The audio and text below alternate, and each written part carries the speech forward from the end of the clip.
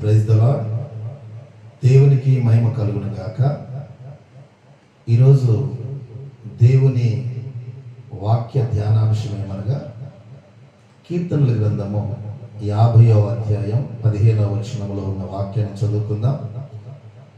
ఆపత్కాలమున నీవు నన్ను గురించి మొరపెట్టుము, నేను నిన్ను విడిపించేదను అని వ్రాయబడి ఉన్నది. ప్రియమైన దేవుని బిడ్డలారా, ఆపత్కాలం మనకు సంభవిస్తూ ఉంటుంది. భూమి మీద మన జీవితాలలో అనేక సందర్భాలలో కష్టకాలం వస్తూ ఉంటుంది. ఇరుకులు, ఇబ్బందులు, అనేకమైనటువంటి చీకటి సంబంధమైనటువంటి పరిస్థితులు వస్తూ ఉంటాయి.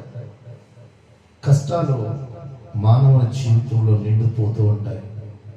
ఇలాంటి సమయంలో మనము కలవరపడకుండా ఆపత్కాలం సంభవించినప్పుడు మనము దేవునికి మొరపెట్టినట్లయితే మన ప్రార్థన ఆలకించిన దేవుడు మన కష్టకాలం నుండి విడిపిస్తానని ప్రమాణం చేస్తూ ఉన్నాడు.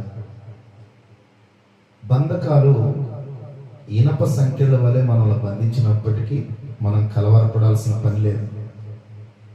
కారణం ఏంటంటే, మనం మొరపెట్టినప్పుడు మన మొరాలకించి, మన ప్రార్థన ఆలకించి దేవుడు మన బంధకాలన్నిటినీ విడిపించుటకు శక్తి గలవాడు.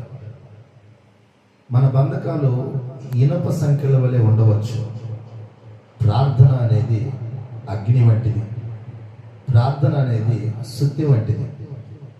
మన కష్టకాలంలో ప్రార్థించినప్పుడు మనం చుట్టబడినటువంటి బంధకాల నుండి దేవుడు విడిపిస్తానని ప్రమాణం చేస్తూ ఉన్నాడు.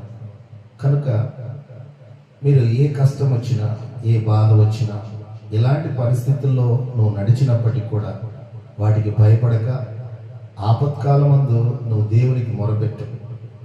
దావీదు తన ఆపత్కాలం వచ్చినప్పుడల్లా మొరపెడుతూ విడుదల పొందుతూ ఉన్నాడు.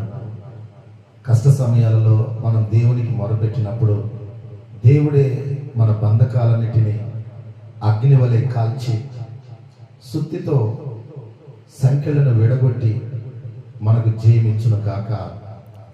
ఆమేన్.